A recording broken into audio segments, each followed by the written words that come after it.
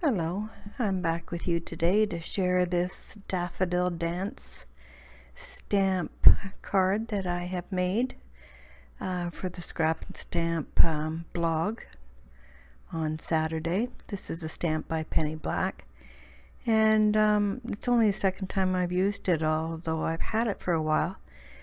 But today I'm going to be coloring it, as you can see, with my Zig color brushes. I really like these color brushes for this kind of use. Of course, a lot of you would be using your distress markers, which basically do the same thing. I just like the colors that I'm using today for this daffodil set, so that's the reason that I chose to use the Zigs. And plus they're wet.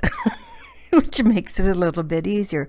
Mind you, you still have to add water from time to time, and you'll be seeing me do that as I progress. It is a rather long video, I do admit, 21 minutes. It's kind of long, but what I'm going to do, I'm not going to make you watch 21 minutes. I'm going to just tell you a little bit about what my plan is, and then I'm going to let you watch the coloring process and what I do. I do end up heat embossing and doing some die cutting. The heat embossing gives a lot of texture to the card. I think it looks really pretty. So I'm going to start that now, and then I'll come back in towards the end. This should at least take some time out of the length of the video as well, but allows you to capture what I do with the colors that I'm using. I am using 3 different greens. I'm using the gray, the mid-gray tone for just a few things on the flower. I'm using orange and scarlet red as well. Just the colors of the two work well, you know, outlining and edging and what have you on the flowers.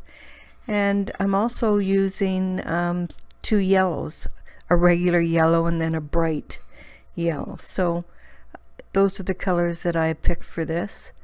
Of course, my Ranger misting bottle, and that's about my Misty. That's about it for this card. So sit back, and I hope you enjoy it, and I'll be back.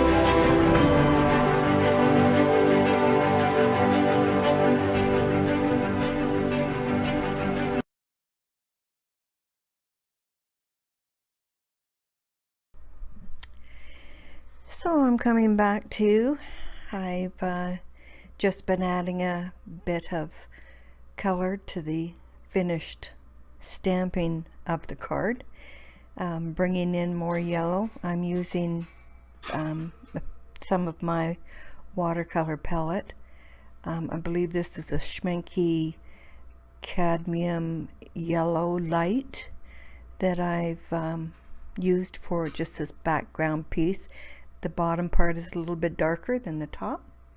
I've also done some die cutting, cut using two of my wonky rectangles, one for the larger piece that has been attached to my card base, and this smaller piece was cut from the larger one, of course, and I've added fun foam to the back. I'm using my Sukwang tape or Be Creative tape, and I think that's 3/8 inch I've got there, and I just attach it to just give it a little bit more depth. And I think the colors have turned out quite well. I quite like them in any event. I'm also going to add, just to finish it up, some Nouveau Jewels. I think I've got the translucent ones in yellow and green and orange, and just, you know, putting a few in to add some more interest.